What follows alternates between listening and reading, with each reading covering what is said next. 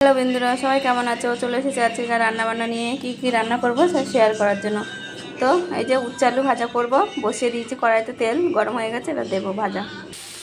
তো এই যে শুকনো লঙ্কা ফোড়ন দিয়ে উচ্ছে, শুকনো লঙ্কা আর কালো জিরে ফোড়ন দিয়েছি, দিয়ে উচ্ছে আর আলুটা দিয়েছি। একটু ভাজা ভাজা হলে পেঁয়াজটা দেবো কেটে রাখা। তো এই যে পেঁয়াজগুলোও দিয়ে দিয়েছি, একটু লাল লাল করে ভাজা ভাজা হলে তবে নামিয়ে নেবো। তবে তো নুন হলুদ দিলাম। এরকম গরম উচ্ছে ভাজা লাল লাল করে বেশ, আর গরম গরম ভাতের সাথে খেতে খুব ভালো লাগে। খেয়ে দেখে বন্ধুরা, তিতোই মনে হয় না, যারা তিতো খেতে পছন্দ করো না। একটু বেশি করে পেঁয়াজ দেবে, খুব সুন্দর লাগে খেতে।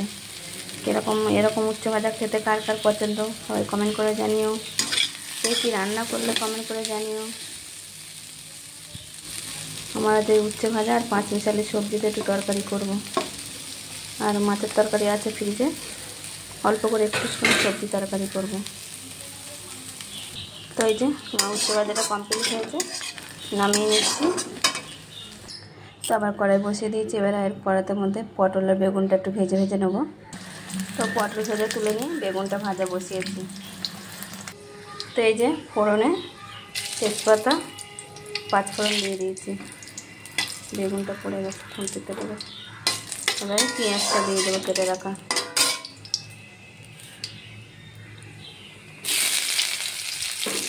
কী করবো, মেয়েরা তো কেউ সবজি খায় না, কিন্তু ওদের এই তরকারিটা করে দিলে চিংড়ি মাছ দিয়ে সব রকম সবজি দিয়ে তবে এই সবজি পাতি খায়, না হলে আর মেয়েরা কেউ সবজি খেতে চায় না। তবে বাচ্চাদের তো একটু সবজি খাওয়ানোর দরকার। তাই কী করবো, নাও যে যেটা কেমন খেতে পছন্দ করে সেরকম করেই রান্না করে দিই, খেয়ে নেয়।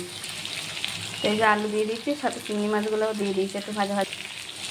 নুনও দিয়ে দিলাম একটু আলুর সাথে, দিয়ে একটু কষে নিই।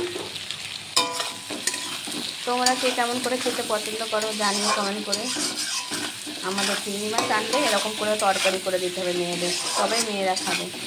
আর বাচ্চা কাচ্চা সবজি না খাওয়ালে তো হয়, এখনকার যা দিনকাল করে তেমনি তো ভালো না।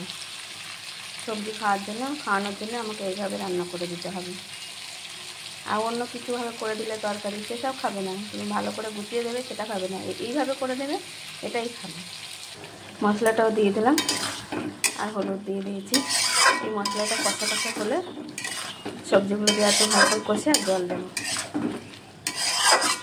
আদা জিরে কাঁচা লঙ্কা মশলাই দিলাম, কাঁচা লঙ্কা আদা জিরে গোটা জিরে আর একটা শুকনো লঙ্কা দিলাম ওর সাথে, দিয়ে পেস্ট করে নিলাম মিক্সিতে, দিয়ে ওই মশলাটাই দিলাম।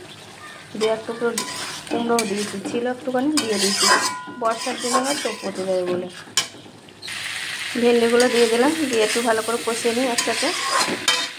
তরকারিটা পুরো কষা হয়ে গেছে কমপ্লিট, সব সবজিটা দিয়েছি, একটু দিয়ে নেড়ে চেড়ে নিয়েছি। এবারে জল দিয়ে দেবো। তো আমার এই যে তরকারিটা কমপ্লিট, একটু ঝোল খাবে, শুকনো খাবে না, চচ্চড়ির মতন। তো এই যে ঝোল মতনই রাখলাম। আমার রান্নাবান্না ভিডিওটা কেমন লাগলো সবাই কমেন্ট করে জানিও। আর এরকম করে রান্না করে খেতে কে কে পছন্দ করো সবাই জানাবে। যদি ভালো লাগে একটু লাইক কমেন্ট শেয়ার করে দিও বন্ধুরা। তো আমার ভিডিওটা এই পর্যন্ত ছিল। Tata, bye bye.